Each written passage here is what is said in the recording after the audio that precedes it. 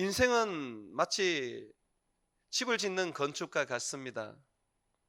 내 인생 어떻게 만들 것인가, 세울 것인가, 그것은 하나의 건축물로 생각해 보면 우리는 우리 인생을 볼 수도 있고 또 미래의 우리 인생을 상상해 볼 수도 있습니다.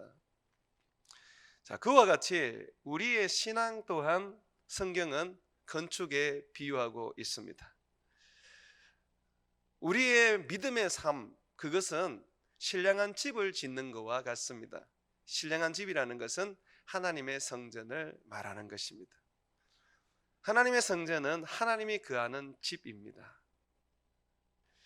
하나님이 임재하는 하나님의 처소입니다. 그래서 우리의 믿음, 우리의 믿음의 삶, 그것은 하나님이 거하는 아름다운 집을 짓는 것이 되어야 합니다. 자, 그런데 이 집은 설계가 필요가 없습니다. 하나님이 설계하셨고, 그리고 이 집의 모양도 하나님이 정하셨고, 크기도 하나님이 정하셨습니다. 왜냐하면 이 신령한 집의 모퉁이돌, 기초석을 주님이 우리에게 먼저 주셨습니다. 이 기초석, 이 모퉁이돌이 결국 우리 집에, 우리가 세우는 신령한 집에, 이 믿음의 집의 크기와 모양을 좌우하게 됩니다. 한번 여러분 보시죠. 오늘 6절 말씀입니다. 성경에 기록되었으되, 여기서 성경이라고 하는 것은 구약 성경을 말합니다. 보라, 내가 택한 보배로운 모퉁이 돌을, 여기서 내가 택한 보배로운 모퉁이 돌은 예수님을 말합니다. 지금은 세면으로 집을 지을 때에 먼저 기초를 이렇게 놓지 않습니까? 우리가 소위 공구리 친다 그렇게 얘기하잖아요. 옛날에는 기초석을 두었습니다. 모퉁이마다 아주 견고하고 단단한 돌을 두었습니다. 그 위에 이제 집을 짓게 되는 것입니다. 자, 이 보배로운 모퉁이 돌, 예수 그리스도이십니다. 이 예수 그리스도를 시온에 두노니, 시온이라는 것은 우리 눈에 보이는 장소는 예루살렘을 말하는 것이고, 우리 눈에 보이지 않는 것은 바로 하나님이 임재하는 곳을 말하는 것입니다. 우리가 어떤 시온이라 한다면 지금 여러분들이 주님 안에서 살아가는 삶을 말하는 것입니다. 자, 이 시온에 예수님을 모퉁이 돌로 둔다 그렇게 말하고 있습니다. 그 위에 이제 우리가 신령한 집으로 건축해 가는 것이죠. 그러니까 여러분들의 삶의 여정들, 또 지어야 하는 그 어떤 건축의 여러 어떤 모양들, 이런 것들이 결국은 예수 그리스도 안에서 이루어져야 하고, 예수님이 여러분에게 주시는 만큼만 하셔야 하는 겁니다. 무한하지 않습니다. 예수님을 넘어서는 것은 절대로 옳지 않습니다. 우리 주님은 우리에게 견고한 집을, 신령한 집을 짓게 하기 위해서 우리의 모퉁이 돌이 되셔서 우리에게 임하셨습니다. 그래서 여러분들은 그 위에 여러분들의 인생을 지어주시기를 바랍니다. 그것이 바로 신앙입니다.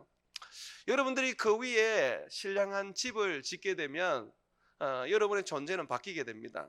어떤 존재로 바뀌느냐 하면 9절 한번 보십시오. 그러나 너희는 택하신 족속이요, 여기 보면 우리를 향하여 신령한 집으로 지게 되면 택하신 족속이 된다고 말합니다. 여기서 택하신 족속이라는 것은 이스라엘 민족을 연상하게 합니다. 여러분, 구약 성경을 읽어보면 제일 부러운 이 민족이 이스라엘 민족 아닙니까? 하나님이 아브라함을 통하여 그 후손을 자기 민족으로 삼으시고, 하나님 그들을 축복하시고, 하나님 그들에게 은혜 베푸시고, 하나님 그들을 보호하시고, 하나님이 그들과 함께 하셨지 않습니까? 그 이스라엘 민족은 그래서 항상 이 우월감이 있었어요. 선민이라는 생각을 가지고 있었어요. 그런데 오늘 말씀을 보니까 너희가 바로 선민이다, 너희가 바로 하나님의 택하신 족속이다, 예수 그리스도 모퉁이 돌이신 예수 위에 너희가 신령한 집으로 세워진다면 말이다라고 그렇게 얘기하고 있습니다. 자, 뿐만 아니라 보면 왕 같은 제사장이라고 말합니다. 이스라엘은 왕 같은 제사장은 없었습니다. 아론을 통하여 레위 사람들 많이 제사장에 배출되었지만 그들은 결코 왕이 될 수가 없습니다. 성경에서 왕 같은 제사장은 아브라함이 만났던 멜기세덱이 있고, 그리고 이 멜기세덱이 보여주는 예수 그리스도입니다. 그러면 여러분들은 아론에 속한 제사장이 아니라 누구에 속한 제사장입니까? 누구를 따라서 제사장 된 것입니까? 예수 그리스도입니다. 예수 그리스도는 왕이시며 제사장입니다. 그래서 우리가 그 위에 이 모퉁이 돌이신 예수님 위에 우리의 믿음을 따라서 신령한 집을 건축하게 되면 우리는 왕 같은 제사장이 되는 것입니다. 여러분은 왕 같은 제사장입니다. 믿으십니까? 옛날에 목사님들이 자기는 제사장이고 자기는 주님의 종이다 그렇게 가르치면서 성도들에게 어떤 차별을 요구했습니다. 이런 건 잘못된 겁니다. 저나 여러분이나 다 동일한 왕 같은 제사장이고 다 동일한 주님의 종들입니다. 여러분하고 나하고 다른 것이 있다면 은사가 다르죠.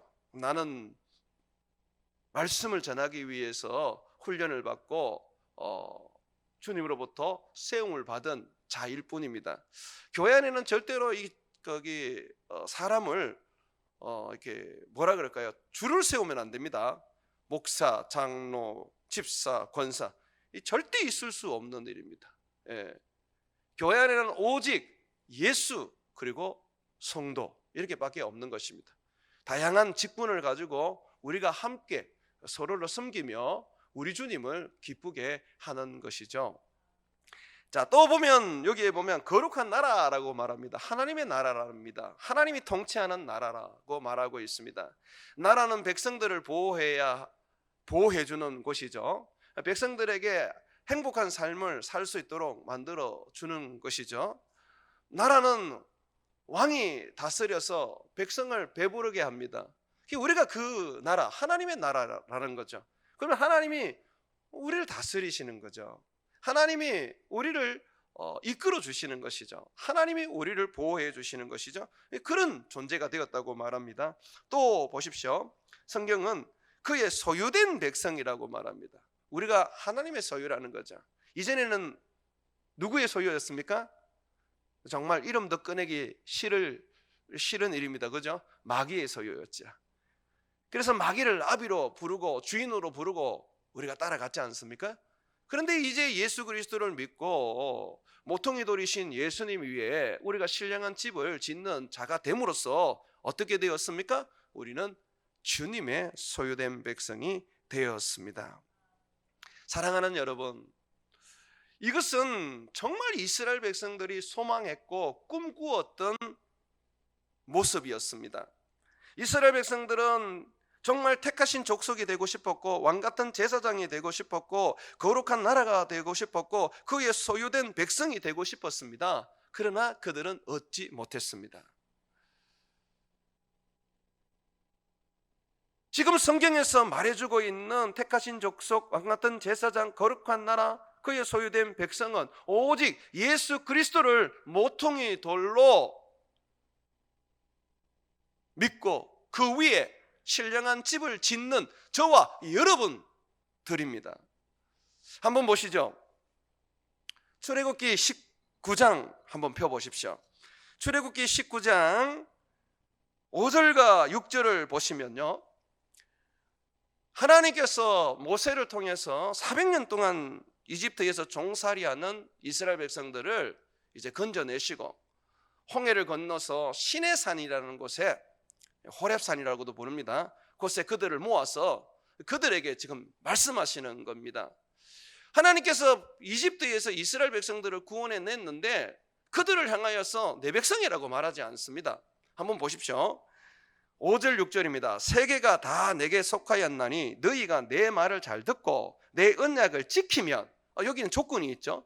내 말을 잘 듣고 내 언약을 지키면 너희는 모든 민족 중에서 내 소유가 되겠고 너희가 내게 대하여 제사장 나라가 되며 거룩한 백성이 되리라. 너는 이 말을 이스라엘 자손에게 전할지니라. 주님께서 400년 동안 이집트에서 종살이하던 이스라엘 백성들, 모세를 통하여 10가지 재앙과 홍해를 갈라서 그 바닷길을 내어서 건너오게 하신 그 이적을 베풀었던 그 민족에게 주님이 말씀하십니다. 내 말을 듣는다면, 너희가 내 언약을 지킨다면 모든 민족 중에 내 소유가 되겠고 제사장 나라가 되겠고 거룩한 백성이 될 것이다. 자, 그런데 이스라엘 백성들은 어땠습니까? 못했어요. 그래서 모세가 너무너무 분노해서 하나님께 받았던 언약판, 언약서를 땅바닥에 던져서 깨뜨렸지 않습니까? 모세 시대뿐만 아니라 이스라엘 백성들은 수없는 세월을 거쳐가면서 한 번도 하나님의 말씀을 순종하고 그 언약을 지킨 적이 없었습니다. 그래서 예수님이 이 땅에 왔을 때도 그들은 예수님을 믿지 못했고 그분을 배척했죠. 이스라엘 민족인데도 불구하고 말입니다. 그런데 우리는 그렇지 않아요. 우리는 이스라엘 백성들이 버린 그 돌, 하나님이 택하여 우리들의 모퉁이 돌로 삼으셨던 그 예수님, 이 코너스톤을 우리는 믿고 그 위에 신령한 집을 짓고 있는 자가 되었습니다. 그래서 우리는 어떻게 되었습니까? 왕같은 제사장이 이미 되어버렸고 거룩한 나라가 이미 되어버렸고 그의 소유가 이미 되어버렸습니다. 이것이 우리의 축복입니다. 그러므로 우리들은 이스라엘 백성들과 다릅니다. 오늘날 많은 사람들이 이스라엘 백성들을 부러워하는 모습을 제가 봅니다. 여러분, 이스라엘 백성들 부러워할 필요 없어요. 이스라엘 백성들 영적으로 장자다라고 하시는 분들도 있는데 그거는 오해입니다. 여러분이 장자입니다. 여러분들이 정말 영적인 선민이고 여러분들이 정말 주님의 소유된 사람들입니다. 왜냐하면 예수 그리스도 위에 예수 그리스도를 모퉁이 돌로 삼아 그 위에 신령한 집, 성전을 건축하기 때문에 그렇습니다. 지금 이 자리에서 어떤 분들은 이런 생각을 하실 수 있습니다. 내가 예수님을 모퉁이 돌로 삼아서 내가 정말 신령한 집을 짓고 있는가? 나는 늘 죄만 짓는데 어쩌다가 교회 한번 나갈 뿐이지 정말 내가 신령한 집을 짓고 있는가? 그냥 목사님이 그냥 좋은 소리만 해주는 거 아닐까? 라고 지금 생각하시는 분이 있을 겁니다. 자, 어떻게 하는 것이 신령한 집을 짓는 모습인지 제가 하나 설명을 해드릴게요. 베드로와 요한이 하루는 기도하기 위해서 성전으로 이제 갔습니다. 성전으로 들어가기 전에 이제 미문이라는 그 문이 있었는데 이제 그걸 통과해야 합니다.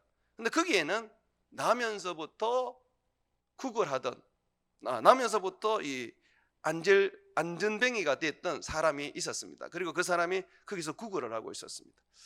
성전은 건강하지 않는 사람은 못 들어갑니다. 안전뱅이나 또는 문둥병을 가진 사람, 그런 사람들은 거룩한 그 성전에 가지를 못합니다. 그러니까 이 안전뱅이가 된 이분은 성전에 한번 들어가 보지 못하고 들어가는 사람들을 대상으로 긍휼을 베풀어 달라고 구걸밖에 할 수가 없었던 것이죠. 그때에 이 베드로와 요한이 이 안전뱅이를 보면서 이렇게 말합니다. 내게는 금도 없고 은도 없습니다. 그런데 내가 가진 게 있습니다. 바로 예수 그리스도입니다. 예수 그리스도의 이름으로 내가 당신에게 명합니다. 일어나 걸으십시오.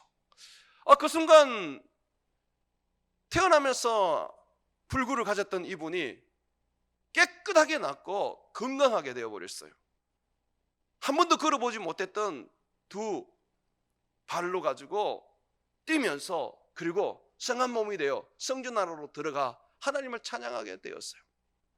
이것이 그때 빅 이슈가 되어버렸습니다.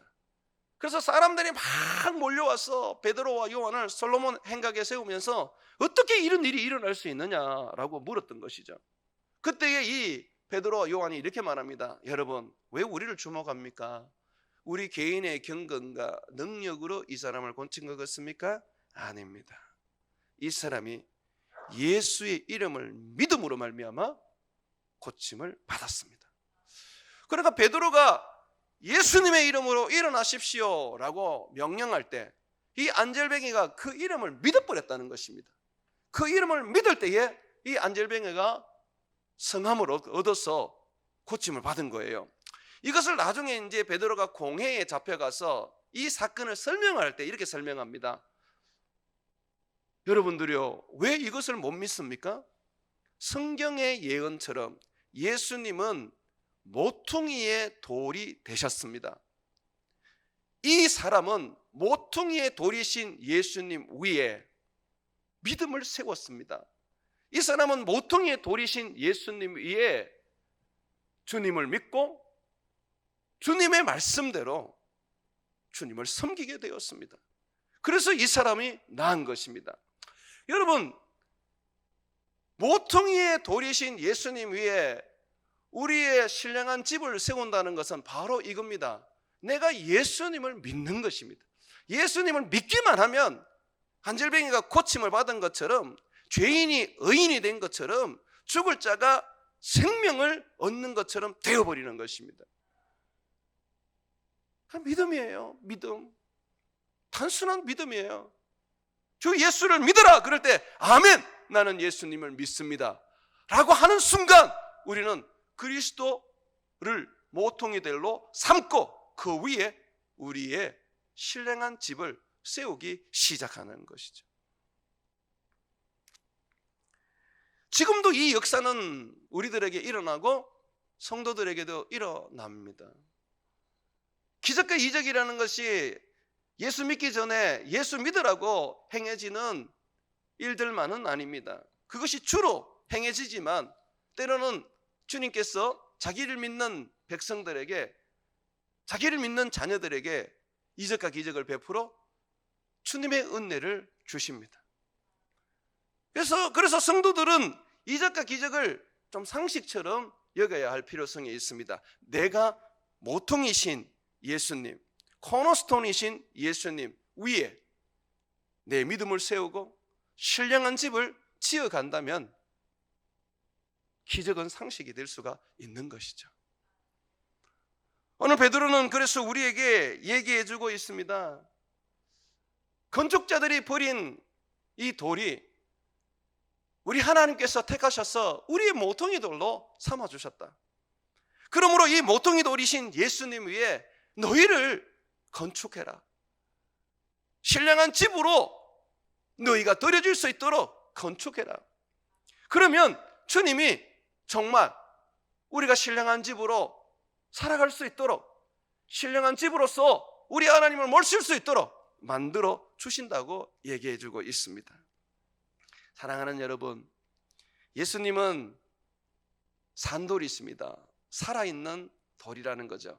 그에게서 능력과 그에게서 축복과 그에게서 은혜가 흘러나오게 되어 있습니다. 그래서 우리가 그냥 믿음으로 그분을 붙잡기만 하면, 믿음으로 우리가 그분 위에 우리의 집을 짓기 시작하면 그 집을 견고하고 그 집을 아름답고 하나님이 거하실 수 있는 영광스러운 집으로 만들어 주시는 것입니다. 여러분이 애써서 힘써서 건물 모양 내려고 그럴 필요 없어요. 크기를 정할 필요도 없어요. 모양을 여러분들이 그냥 주님 앞에 믿음으로 여러분의 삶을 드려버리면 주님이 만들어 가시는 것이죠. 요즘 젊은 엄마들은 아이들의 외모에 신경을 많이 쓴다고 합니다. 그래서 아이들이 이렇게 태어나면 애들이 나오면서 이 머리가 좀 이렇게 삐딱한 애들이 있지 않습니까?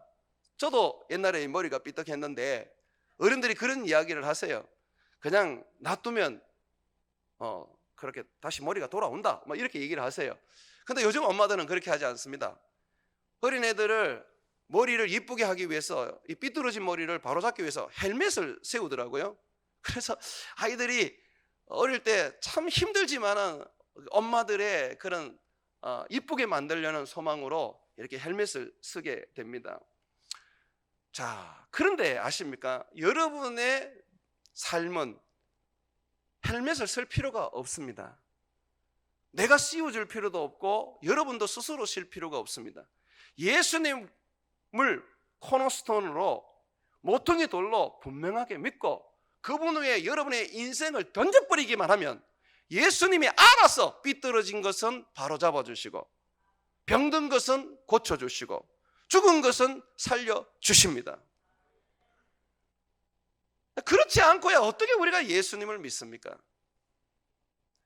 죽어서 가는 천국, 그 정도로 우리가 그냥 신앙에 만족한다면 여러분들은, 제가 볼 때는 참 하나님이 우리에게 주시고자 하는 엄청난 축복을 놓치고 있는 겁니다. 하늘의 천국뿐만 아니라 지금 이 땅에서 예수 그리스도 위에 우리가 건축해 나갈 때 우리는 하나님의 나라라고 말합니다. 내가 지금 하나님의 나라예요. 하나님의 능력이 있고 하나님의 축복이 있고 하나님의 역사가 있고 하나님의 건너에 있는 하나님의 나라라는 거예요. 믿음이면 됩니까? 목사님, 믿음이면 됩니다. 해보십시오. 안 해보면서 자꾸 믿음에 대해서 의심하시는데 믿음이면 됩니다. 믿음으로 뛰어드시면 됩니다. 이 믿음을 우리가 가지고 살아갈 때 너무 이렇게 많은 계산을 안 했으면 좋겠어요. 여러분, 장사할 때는 계산을 하셔야 됩니다. 여러분들의 거주지, 집을 지을 때는 계산을 하셔야 됩니다. 그런데 믿음으로 살아갈 때, 주님 앞에서 내가 신령한 삶을 세워갈 때는 계산 좀 하지 마십시오. 그냥 단순 무식하게 믿음으로 주님께 자신을 맡겨버리면 됩니다. 우리가 어린아이들 데리고 이렇게 강이나 바다에 이렇게 놀러 가지 않습니까? 놀러 가면 애들이 처음에는 이 물에 들어오는 것을 되게 두려워합니다.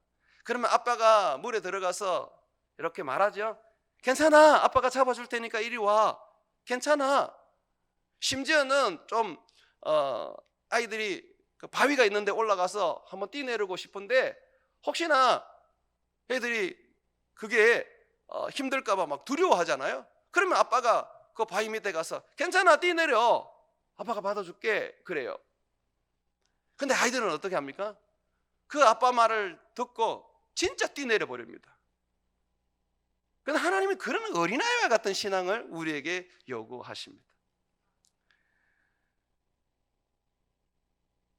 성전 미문에 앉아있던 안절뱅이, 너무 단순했지 않습니까? 나는 은과 금이 없습니다. 내게 있는 것으로 당신에게 주겠습니다. 예수님의 이름으로 일어나 걸으십시오 할 때 이 사람이 아멘 하고 딱 일어나 버리는 거죠. 베드로는 분명히 얘기합니다. 그건 내 능력이 아닙니다. 내가 기도 많이 해서 내게서 나오는 그런 신령한 힘이 아닙니다. 이 안전뱅이였던 사람이 그 이름, 예수님의 이름을 믿었기 때문에 그렇게 된 것입니다 라고 그렇게 얘기했습니다. 믿음이라는 것은 그렇습니다. 단순합니다. 그래서 오늘 성경은 우리에게 이런 이야기를 합니다. 오늘 말씀 한번 보시죠. 베드로전서 2장 6절을 한번 보십시오. 성경에 기록되었으되 보라, 내가 택한 보배로운 모퉁이 돌을 시온에 두노니 그를 믿는 자는 어떻게? 부끄러움을 당하지 아니하리라 하였으니. 아멘. 그를 믿는 자는 부끄러움을 당하지 않습니다. 절대로 망하는 법이 없습니다. 그를 믿는 자는 절대로 무너지는 법이 없습니다. 그래서 우리가 예수님을 믿는 게 아닙니까? 내가 내 힘으로 뭔가를 할 수 있고 내 능력으로 뭔가를 할 수 있다면 아마 예수님 안 믿었을 겁니다. 그죠? 내가 못하니까, 내가 안 되니까 그냥 주님 의지하고 주님 바라보고 주님 힘 있는 거죠. 그래서 주님 의지하고 주님 바라보고 주님 힘입을 때 놀랍게도 우리 주님이 우리를 부끄럽게 하지 않습니다. 그 바라봄에 넘치도록 축복해 주시고 은혜를 우리에게 부어 주시는 것이죠. 자, 그런데 우리 주님은 이 건축에 있어서 이런 이야기를 합니다. 너희 건축은 단숨에 이루어지는 건 아니란다. 계속해서 그 건축이 이어져야 한단다. 내가 다시 올 때까지, 너희가 이 세상을 떠날 때까지. 그럼 성경 한번 보십시오. 5절, 너희가 산돌같이 신령한 집으로 세워지고 라고 할 때, 이 신령한 집으로 세워지는 것은 단번에 건축이 완성된 것을 말하는 게 아닙니다. 신령한 집으로 계속해서 만들어져 가는 것입니다. 그래서 저는 여러분들에게 오늘 말씀을 드리고 싶습니다. 여러분은 이미 왕같은 제사장, 그의 소유된 백성, 하나님의 나라입니다. 이미 주님의 신령한 집으로 지금 존재하고 있고, 그리고 그 기능을 온전히 감당할 수 있는 모습을 가지고 있습니다.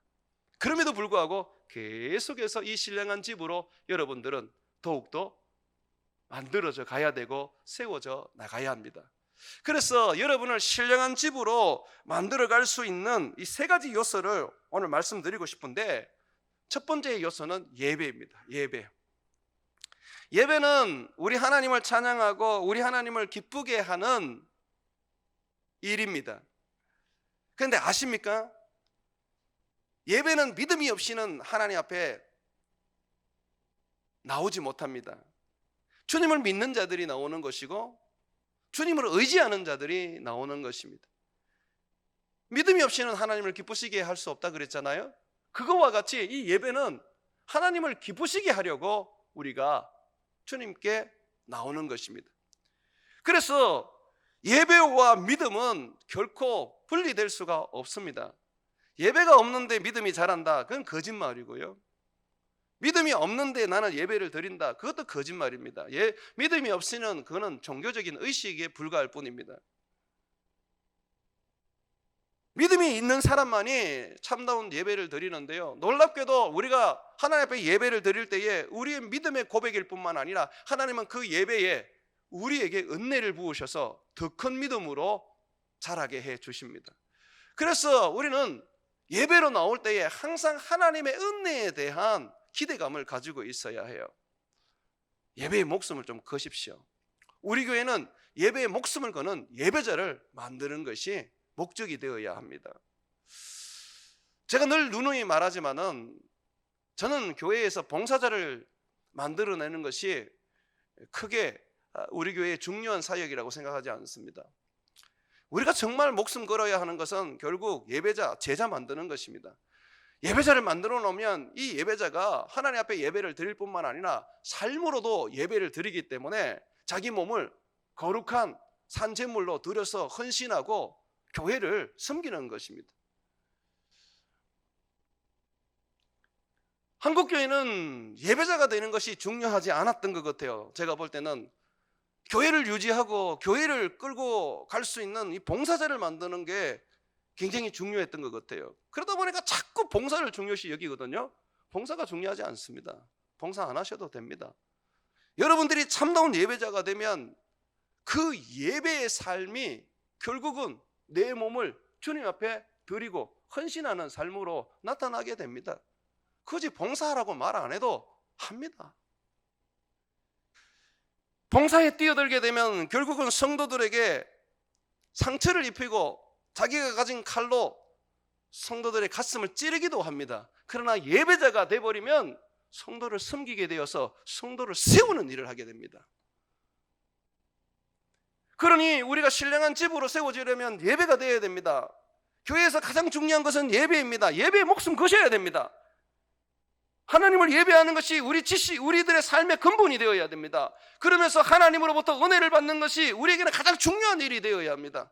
차에 기름이 떨어졌는데 어떻게 차를 더 타고 다닐 수 있습니까? 기름을 보충해야죠. 그게 예배입니다. 두 번째로 우리가 신령한 집으로 계속해서 세워지려면 말씀을 붙잡아야 됩니다. 놀랍게도 오늘날 우리는 이 말씀을 사람들이 중요하게 여기지 않고 그저 하나님의 은혜의 방편 중에 하나에 불과하게 여기는 사람들이 있습니다.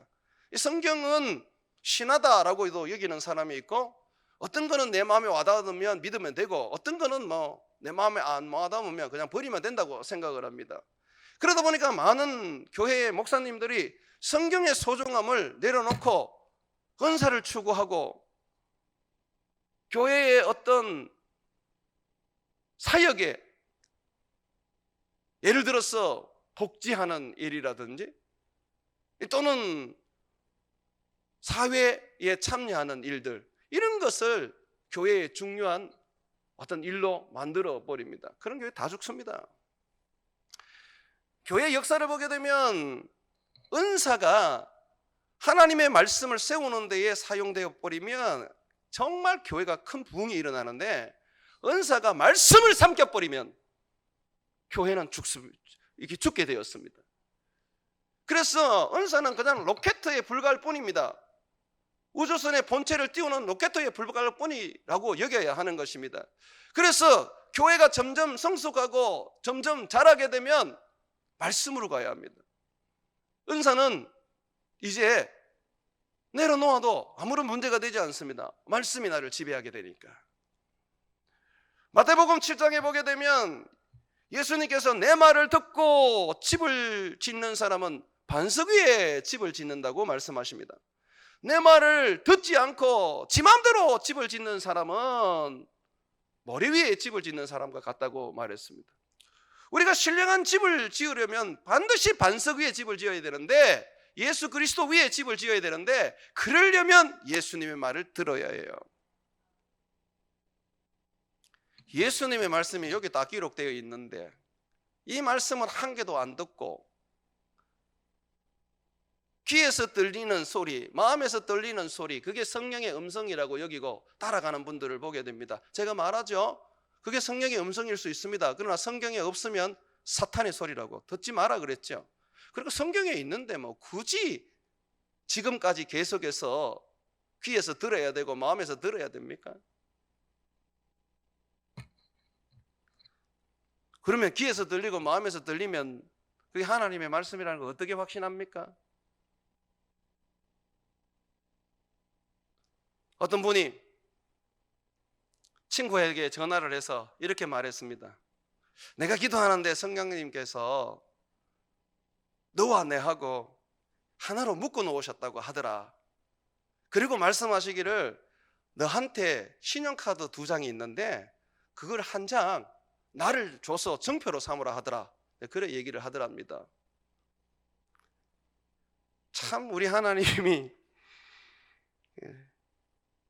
카드로 하나로 묶어주시는 카드 회사 사장입니까? 또 그런 걸 또 들으면 그런가 싶어서 따라가는 분들이 또 얼마나 많은지.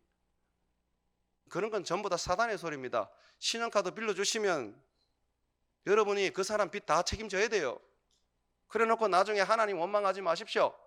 하나님이 하라 그랬잖아요. 하나님 언제 하라 그랬습니까? 사단이 하라 그랬지. 성경을 보면 뭐라고 되어 있습니까? 빚지지 마라 그러고, 그죠? 우리에게 뭐라고 얘기하고 있습니까? 성경의 말씀을 보면 우리가 그런 것들을 분별할 수 있는 능력이 있고, 그건 하나님의 음성을 안 들어도 가능하지 않습니까? 어떻게 해야 될지. 그러니 신령한 집으로 세우는 방법은, 사랑하는 여러분, 말씀을 따라 사는 것입니다. 성경을 따라 사는 것입니다. 여러분들이 이 성경을 읽고 배우고 끊임없이 이 성경을 힘입어 살게 되면 믿음이 커질 뿐만 아니라 결국 이 말씀에 순종하는 여러분의 삶이 되기 때문에 여러분들은 신령한 집이 될 수밖에 없습니다. 자, 세 번째, 신령한 집으로 세워지는 것은 성령입니다. 제발 성령을 따르십시오. 은사를 따르지 말고. 은사는 성령의 나타남의 현상입니다. 성령님께서 이 땅에 오시고 여러분들에게 오실 때 많은 선물을 가지고 오십니다. 손에 선물을 들고 탁 여러분에게 나타나는데 여러분들은 성령님은 환영하지 않고 그 선물에 현혹이 돼가지고 전부 다 그 손에 있는 선물만 낚아채고 그냥 자기 길로 가버립니다. 그러면 안 되잖아요. 예수님이 10 문둥병자를 고쳤는데 결국은 예수님을 따르는 사람은 한 사람밖에 없습니다. 하합 사람은 병 고침의 은혜를 받고 은사를 받았지만은 어떻게 됐습니까? 다 떠나버렸잖아요. 성령입니다. 성령입니다. 성령은 그리스도의 영으로 여기 와 계십니다. 여기 계십니다. 지금 이 예배 속에도 우리에게 지금 감동을 주시는 그 성령을 못 느끼십니까? 우리의 마음을 뜨겁게 해주시는 그 성령을 못 느끼십니까?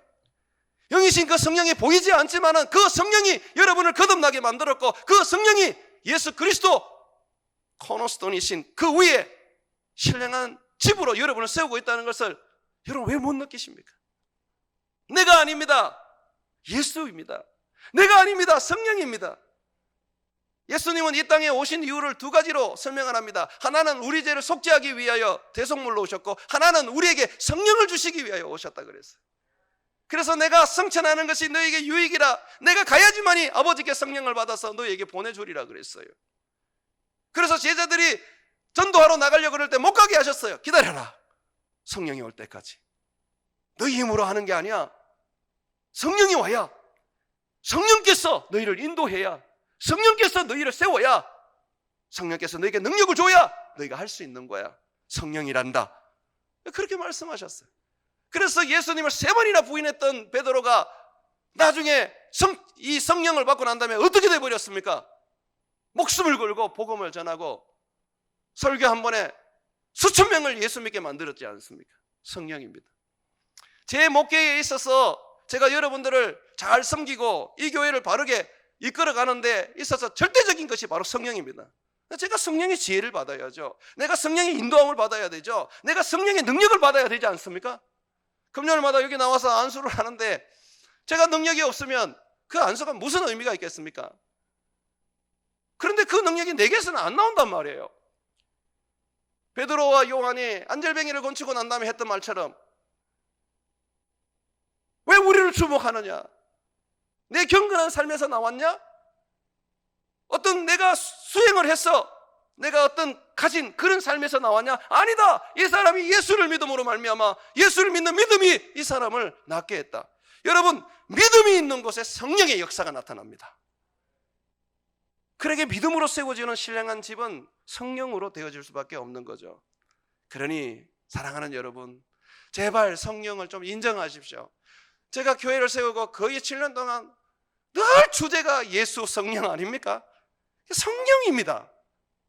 그 성령을 내 안에 온전히 모시고 그분을 붙잡고 그분이 나를 이끌어 주시고 그분이 나를 보호해 주시고 그분이 나에게 지혜를 주셔서 그를 힘입어 이 세상을 살아갈 수 있기를 소망하십시오. 성령으로 하면 죽은 자도 살아나고 성령으로 하면 없던 것도 있게 되고 성령을 하면 하나님의 놀라운 비밀도 우리가 알게 되는 것입니다. 성령으로 하십시오.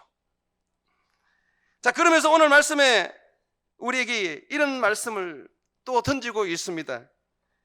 너희가 예수님을 코너스톤으로 세우지 않으면 예수님은 너희에게 너희를 걸려넘어뜨리는 돌이 되게 하고 너희가 부딪히는 돌이 되게 할 거야. 우리에게 상처를 주고 우리를 무너뜨리게 하는 돌이 된다고 합니다. 한번 보십시오. 7절. 그러므로 믿는 너희에게는 보배이나 믿지 아니하는 자에게는 건축자들이 버린 그 돌이 모퉁이의 머릿돌이 되고, 또한 보십시오. 8절에 부딪히는 돌과 걸려 넘어지게 하는 바위가 되었다 하였느니라. 그들이 말씀을 순종하지 아니하므로 넘어지나니 이는 그들이 이렇게 정하신 것이라. 하나님이 정하신 거예요. 코너스톤이 예수님이 우리의 코너스톤 모퉁이 돌이 될 것인지 아니면 우리를 무너뜨리는 돌이 될 것인지, 여러분, 하나님이 이 두 가지를 정해 놓으셨습니다. 여러분이 선택하셔야 합니다. 저는 예수님이 코너스톤이 되시기를 소망하고 거기에 목숨을 겁니다. 여러분들이 코너스톤이신 예수님을 버려버리면, 떠나버리면 결국은 예수님은 여러분을 무너뜨리는, 넘어뜨리는 돌이 될 것입니다. 이스라엘의 대제사장과 바리새인들이 성경을 잘 알면서도 예수님을 믿지 않았습니다. 그래서 예수님이 그들에게 말했습니다. 성경에 이런 말씀이 있지? 건축자들이 버린 돌이 하나님이 택하여 모퉁이 돌이 되고 모퉁이의 머릿돌이 된다는 말이 있지? 그런데 이 모퉁이의 머릿돌을 믿지 않는 자에게는 이 돌이 그 사람들을 무너뜨리는 돌이 될 거야. 그 돌 위에 사람들이 떨어지면 사람들은 깨어질 것이고, 그 사람 위에 그 돌이 떨어지면 가루가 되어 흩어질 거야. 예수님은 믿는 자에게는 구원자가 되지만 안 믿는 자에게는 심판자가 되십니다. 이 무서운 사실을 아셔야 됩니다. 중립은 없습니다. 예수님을 믿어도 되고 안 믿어도 되고, 믿으면 좋고 안 믿으면 그만. 아닙니다. 믿으면 구원을 얻고 믿지 않으면 영원한 멸망을 얻게 될 것입니다. 사랑하는 여러분, 우리는 선택의 여지가 없습니다. 우리의 인생은 신령한 집을 짓는 인생이 되어야 합니다. 코너스톤이신 예수님 위에 집을 지십시오.